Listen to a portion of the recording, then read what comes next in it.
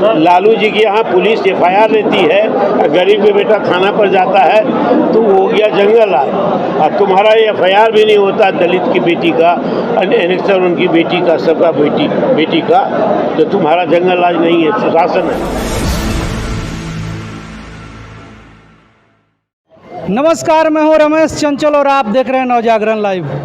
अभी हम सीवान जिले के महाराजगंज में हैं और आज अमर शहीद रामफल मंडल जी का जयंती समारोह हर्षोल्लास के साथ मनाया जा रहा है, जिसमें शिरकत करने के लिए राष्ट्रीय जनता दल के बिहार प्रदेश अध्यक्ष मंगलीलाल मंडल जी आए हुए हैं।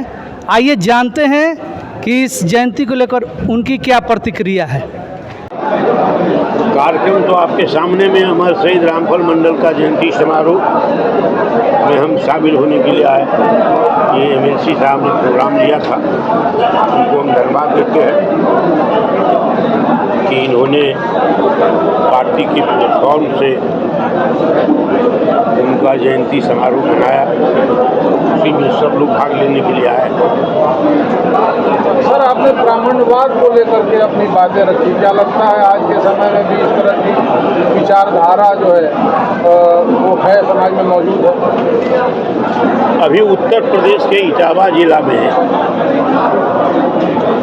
से कथावाचक को पीटा गया और कथावाचक का अपराध कुछ नहीं था। अपराध ये था कि कथा बाँचने के लिए प्रोग्राम अपना दिया था समय, और वहाँ गए थे, वो ब्राह्मण का परिवार था और दूसरे लोग भी था। तो जब पता चला कि कथावाचक जो है ये पंडित जी नहीं है, ये ब्राह्मण नहीं है, ये शूद्र है, यादव है, तो इसको पीटा बहुत, बाल कटवा। मैं उनकी कहानी की एक न्यूज़ देख रहा था TV पर, तो सब रिएक्शन दे रहे थे पक्ष विपक्ष में। एक इतना मोटा चौड़ा चंदन किए हुए पंडित जी आए, साधु, अयोध्या का या कहाँ का, कहा कि पीटा गया सो गलती किया, लेकिन इससे बड़ा महागलती वो कथावाचक किया जिसने अपनी जात छुपा। ये कहा साधु संत जो उपदेश देते हैं कि जात वात कुछ नहीं है, सब एक है, तो जाति व्यवस्था में निहित है ये बात। शूद्रवाद, ब्राह्मणवाद, मनुस्मृति का मनुवाद, ये सब। अभी सीवान में सूबे के स्वास्थ्य और विधि मंत्री ने एक दलित समाज की बिटिया का कन्यादान किया था और वो लोग कह रहे हैं कि हम लोग जो है इस तरह के हम लोग में नहीं है, विपक्ष की पार्टियां इस तरह से प्रपंच रच करके ऐसी मानसिकता और ऐसी बातें लोगों को मन में भरते हैं। गत 3 महीनों में कम से कम बिहार में 1.5-2 दर्जन महिलाओं का, लड़कियों का अपहरण हुआ, बलात्कार हुआ, उसमें अधिकांश को मार दिया गया, उसमें अति पिछड़ा और दलित। और एक में तो हमारे ज़िला में हुआ तो हम पहुंच गए उस पर, तो हमारे पहुंचने के बाद SP, DSP, थानेदार सब आया। 4 दिन के बाद उसको FIR।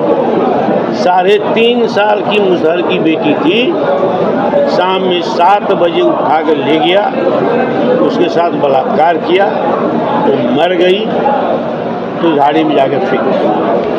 इसके लिए क्यों नहीं कहते हैं मंत्री जी? एनेक्सर की लड़की काजल पूर्णिया में उसका अपहरण किया, उसका बलात्कार किया, उसको मार दिया, FIR नहीं लिया पुलिस। तो जब FIR नहीं लिया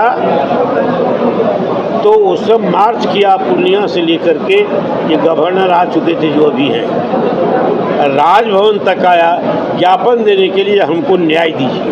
आज तक न्याय नहीं मिला। अभी एक 53 साल की महिला जो एनेक्सर 1 की थी, धानुक जात की, नौगछिया के बगल में आम बेचने के लिए गई थी, शूद्र की 4-5 औरतें, सबको छोड़ दिया, उसको डिटेन कर दिया। और में 4 दिनों तक नहीं लौटी, सब जगह परेशान है। जब ये बातें हम लोगों को खबर मिली और कमेटी हमने बना, कहा कि हम आते हैं जांच करने के लिए हमें, तब इसके बाद गलत सलीक बात जोड़ करके क्या कहते हैं FIR किया और डेड बॉडी को तलाश किया, तेजाब छिड़ किया था, बलात्कार किया था, दोनों टांग को फाड़ दिया था। सरकार का क्या जवाब है बतावे? सर एक दलित के बेटी को आप महिमा मंडन करते हैं और दर्जनों का बलात्कार होता है, हत्या होती है, इस पर चुप्पी साधती है। तो ये जंगल राज नहीं तो क्या है? लालू जी के यहाँ पुलिस FIR लेती है, गरीब का बेटा थाना पर जाता है तो हो गया जंगल राज। और तुम्हारा ये FIR भी नहीं होता दलित की बेटी का, अनेक्सर उनकी बेटी का, सबका बेटी का, तो तुम्हारा जंगल राज नहीं है, सुशासन है। यही परिभाषा है सुशासन। पिछड़ा की बात हो रही है, Tejashwi Yadav A to Z की बात कर रहे हैं, कैसे बिलीव होगा? A to Z की बात हम भी करते हैं, लेकिन वोटर जो है 15% वो हमको नहीं लाइक करता, नहीं पसंद करता है। वही कर्पूरी जी को 22 महीना में हटाया, वो लालू जी को 27 महीना में जेल भेजा गलत आरोप पर, और यही बात सरकार अभी उसकी है। सर एक तरफ अमर शहीद को आप सम्मान दे रहे हैं, जयंती मना करके महापुरुषों को सम्मान दे रहे हैं, राष्ट्रीय जनता दल के लोग कर रहे हैं, और एक तरफ बीजेपी के लोग अपमानित कर रहे हैं। ये बातों को कहाँ है? भारतीय जनता पार्टी वर्ण व्यवस्था को स्वीकार करती है, मजबूरी में उन्होंने आरक्षण को स्वीकार किया, लेकिन कार्यान्वयन में गलत होता है।